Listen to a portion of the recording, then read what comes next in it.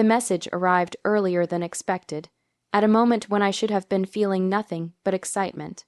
I was standing on a chair, taping silver paper stars to the ceiling, Ayla's favorite part of her small birthday decoration, when my phone buzzed. It was Mom. We're skipping your kid's birthday this year. Things are tight. I read it twice, then 3 times, hoping the words would rearrange themselves into something softer, something that didn't feel like a casual dismissal of a little girl who adored them. But no, the words stayed sharp, cold, and painfully familiar. I typed back slowly, deliberately. No problem. 2 harmless words. 2 words that hid every bruise her message left. I stared at the screen long enough for the stars above me to sway gently from the ceiling fan's breeze. I wished I could sway like that light, carefree, untouched by the heaviness others tossed into my life. But I wasn't made of paper, and Ayla, she didn't deserve even a paper, thin disappointment. Papa? Her voice floated from the hallway. Are the decorations ready? Almost, I answered, forcing a smile she couldn't see but would feel when I turned the corner. She peeked in, wearing her glittery dress, the one she had been excited about for days. Do you think Grandma and Grandpa are coming? The question hit like a soft punch, the kind that hurts more because it wasn't meant to. I kneeled. Maybe not this time, sweetheart. They're busy. She nodded, small shoulders rising and falling in that innocent acceptance only children possess. That's okay. I just want you and Mama here. And just like that, her words stitched up a little part of me that had been unraveling for years. We spent the morning finalizing everything. The balloon pump wheezed, the frosting on the cake cracked in random patterns, and the mismatched cups looked almost intentional. Our home transformed into a warm, imperfect celebration held together by love and tape. At noon, my wife joined us with the good plates and napkins, the ones we reserved for moments that mattered. Ayla's friends will be here by 4, she said cheerfully. Everything looks beautiful. I looked around. It did, not extravagant, not expensive, but it was ours. Still, a small ache stayed lodged beneath my ribs. It wasn't the first birthday my parents skipped. It wasn't the first time they downplayed my child's existence. But each time felt like a new bruise layered on old ones. I told myself it didn't matter, but somewhere deep, where denial couldn't reach, I already knew today wasn't just Ayla's birthday. It was the day something inside me shifted forever. The evening settled slowly, like a soft blanket pulled over a fragile day. Ayla's birthday had turned out better than I expected. Her school friends had laughed loudly, her cheeks stayed pink from excitement, and the house still echoed with tiny footsteps and children's squeals.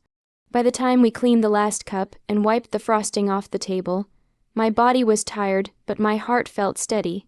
I thought maybe, just maybe, I could ignore the hollow feeling left behind by my family's absence. After Ayla fell asleep with her new coloring set clutched against her chest, I finally allowed myself a moment to breathe. I sat on the sofa, scrolling mindlessly, letting exhaustion seep into my bones, and then I saw it. A notification popped up, new photos added, my cousin. The one who never missed a chance to upload everything from meals to moods to memories. I clicked on it without thinking. My breath stopped halfway in my chest. There they were, my mother, my father, my brother's wife, my nephew, front and center, wearing a shiny party hat. Behind him stood a massive chocolate cake, decorated with golden lettering. The restaurant around them was glowing with expensive warm lighting, the kind that flickered off polished marble floors and glass chandeliers. A place where things being tight didn't seem to apply. My thumb froze on the screen. The blood in my veins felt too warm, too loud. I zoomed in on one picture. My parents were smiling big, carefree, comfortable smiles.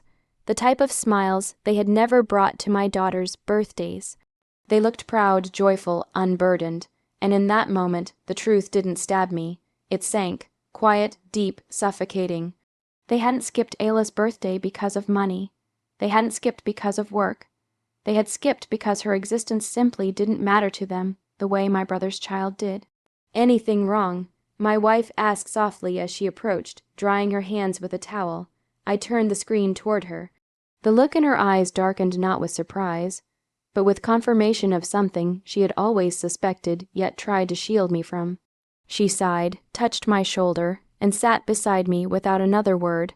The silence between us wasn't empty. It was full of realizations, disappointments, truths we were finally brave enough to acknowledge. "It's always been like this," I whispered. "I just kept pretending it would change." She laced her fingers through mine. "But Ayla doesn't need them. She needs us, and we're enough." I believed her, but the wound was fresh, raw. That night, as the house settled and Ayla breathed softly in her sleep, I made a quiet decision, a decision that would change everything. I would never let my daughter feel the sting of being second choice again. Not from them, not from anyone. The morning after Ayla's birthday felt strangely still, as though the world itself was catching its breath. I moved quietly through the house, cleaning the last of the decorations, replaying the photos I had seen the night before. Each image settled deeper into my mind, not like a cut, sharp and immediate, but like a bruise blooming slowly under the skin. Something had shifted inside me.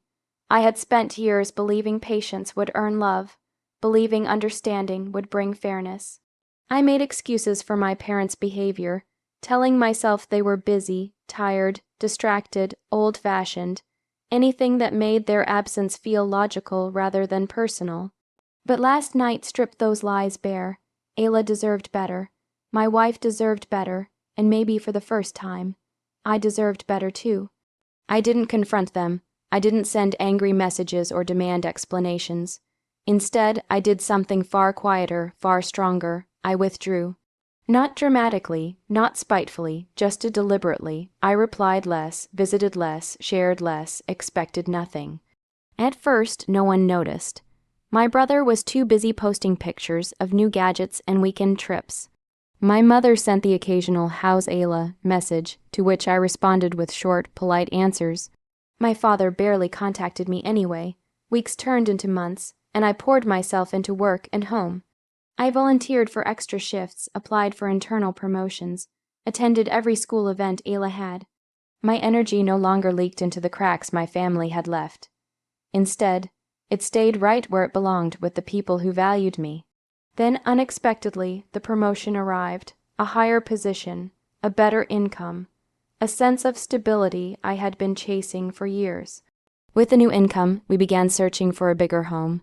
Not luxurious or flashy, just a place that felt brighter, cleaner, more like a fresh beginning. When we finally found it, a 2-story house with a small garden and enough rooms for Ayla to grow in, it felt like stepping into sunlight after a long winter. I didn't tell my parents, not because I was hiding, because they had stopped being part of the chapters I was writing. During these months, something beautiful happened too. Ayla blossomed. She laughed more, drew more, talked more freely, without the weight of expecting grandparents who never came. She lived lighter.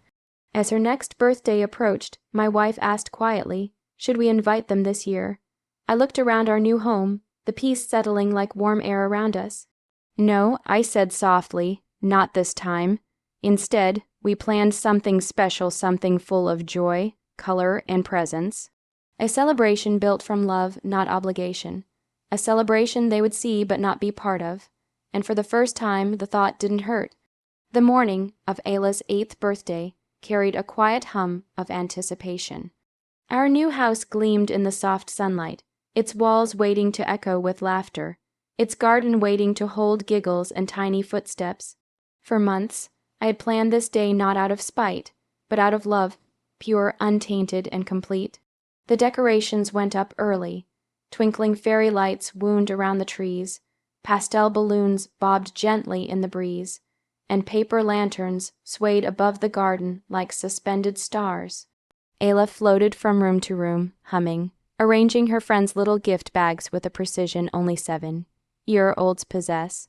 Her excitement was contagious, and for the first time in a long time, I let myself feel content. Guests arrived. Some from school, some from neighbors, some from work. A small, loving circle who actually cared. Their smiles, their laughter, the way they talked to Ayla with genuine warmth, filled the spaces that had long been empty. My wife and I exchanged quiet glances. This was the life we wanted. This was what mattered. Then, just as the party reached its peak and Ayla was mid, spin in her glittery dress, the doorbell rang. I froze. Ayla ran toward it, curious. Outside stood them. My mother, my father, my brother's wife. Holding flowers, smiling, attempting concern, attempting presence, attempting something they had failed to offer last year. But I didn't move. I had prepared. I had anticipated. I had finally understood that some doors weren't meant to be opened for those who refused to enter when it mattered most. On the gate, a wooden board leaned firmly against the entrance, its surface painted with bold black letters.